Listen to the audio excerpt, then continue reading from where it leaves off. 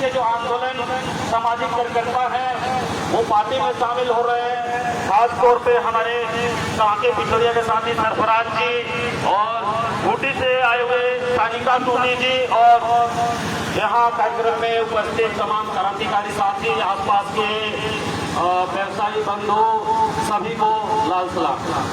साथियों, आज हम लोग 36वां शहादत दिवस इस दौर में मना रहे हैं जब एक ये कहें कि परमेश्वर बिरसा मुंडा की जो लड़ाई थी 80-90 के दशक का जो किसान संघर्ष था, वो जो पुराना एक इस इलाके में जो 5वीं अनुसूची का इलाका है, आदिवासी इलाका है, यहाँ जो एक पारंपरिक ग्राम सभा की यानी एक लोकतांत्रिक व्यवस्था रहा है, वो लोकतंत्र को पूरे ढंग से एक सुचारू रूप से उसको पुनर्स्थापित करना, उसके लिए पूरे लड़ाई की अगुवाई की। आप देखिएगा इस दौर में जो वो लोकतंत्र जो एक कहें कि आदिवासी समाज में खासकर एक स्वशासन व्यवस्था है, ग्राम सभा है, उसमें एक आंतरिक लोकतंत्र रहा है।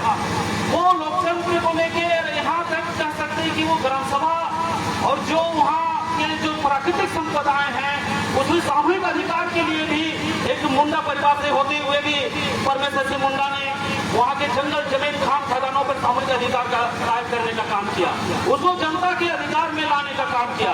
ये लोकतंत्र और प्राकृतिक संपदाओं का सामूहिक अधिकार के लिए लड़े और उसको लागू भी किए। ये उस दौर के नेता रहे हैं। निश्चित है इस बात को हम आज इसलिए कहें कि आज देश में देखिएगा लोकतंत्र संवैधानिक हित से खतरे में है।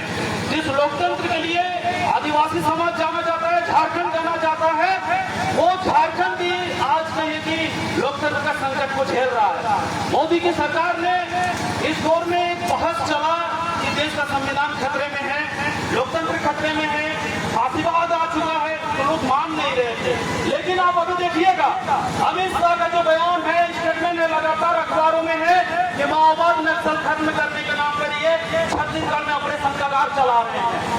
ये जो ऑपरेशन कगार, उसमें देखिएगा माओवादी के जो महासचिव है वासुराजू के साथ जो हत्याएं हुई वो आदिवासी रहे हैं।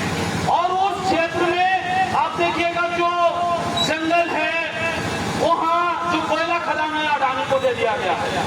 आप देखिएगा हमने झारखंड में भी अनुभव किया, जब भाजपा आसू की सरकार थी, झारखंड बनते ही कोलकारों से लेकर सिमरी मंदिर और कच्चों में गोलियां चलाते हैं। ये किस उद्देश्य में गोलियां चलाते हैं? एक पुलिस, आदर्श पुलिस या राज के नाम पे झारखंडी जनता को, यहाँ के किसान मजदूरों को, आदिवासियों पे डर पैदा करने का काम कर रहे थे। और वो डर था जो गिरिनखंड के नाम से आगे तक चला, जिसने ये मोमेंटम झारखंड के नाम पे 107 एमयू की कंपनियों के साथ यानी झारखंड में भी कंपनी राज स्थापित करने का इनका मंशा था।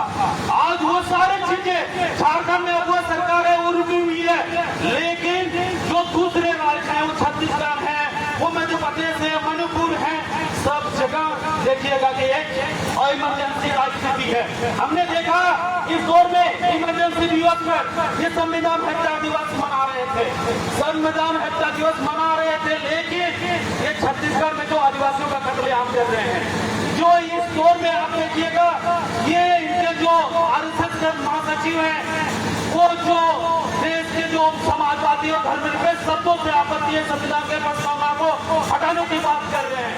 ये बिहार में आप देखिएगा कि वहाँ मतदाता पुनरीक्षण के नाम से फिर से नोटबंदी की तरफ, वोटबंदी की तरफ जा रहे हैं। तो ये सारी चीजें क्या है? ये लोकतंत्र संविधान पर अभी तक का सबसे बड़ा हमला है और इस हमले के खिलाफ हम लोग साफ तौर पर समझ रहे हैं देश में फांसीवाद आ चुका है, लोकतंत्र पूरी तरह से खतरे में है।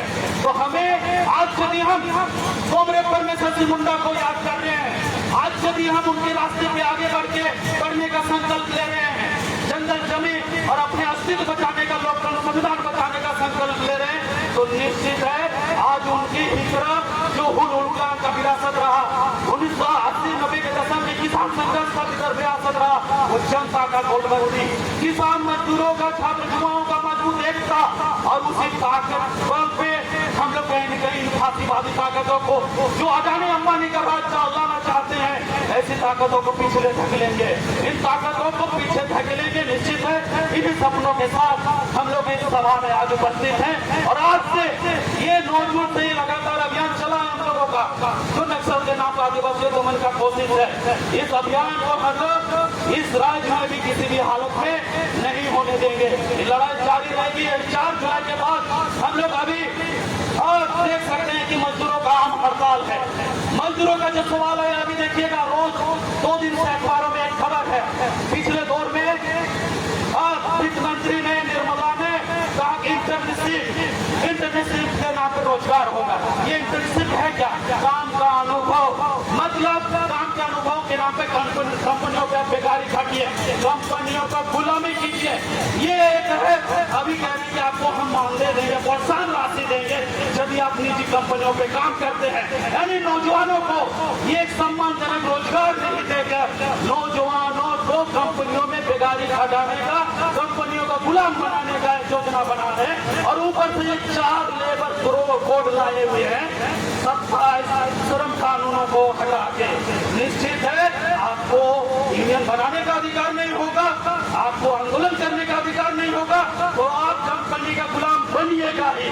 तो ये तमाम चीजें हैं। इसलिए हम लोगों को 9 जुलाई के मजदूर हड़ताल पे यहाँ के जो किसान मजदूर हैं, हम लोग रांची के स्वरूपों पे मजबूती से उतरेंगे, इस मोदी सरकार को बताएंगे और इसको इन कृषि कानून की तरह 4 श्रम कोड पे भी पीछे धकेलने का काम करेंगे। तो सभी साथियों को यही कहना है, ये लड़ाई, ये आंदोलन 9 जुलाई से 17 अगस्त तक चलेगी। हम लोग खुदराम मुंडा जी को भी याद करेंगे और ये पूरे इनकी जो फांसीवादी देश में लाने का मंशा है, इसको पूरा नहीं होने देंगे। इन शब्दों के साथ सभी साथियों को लाल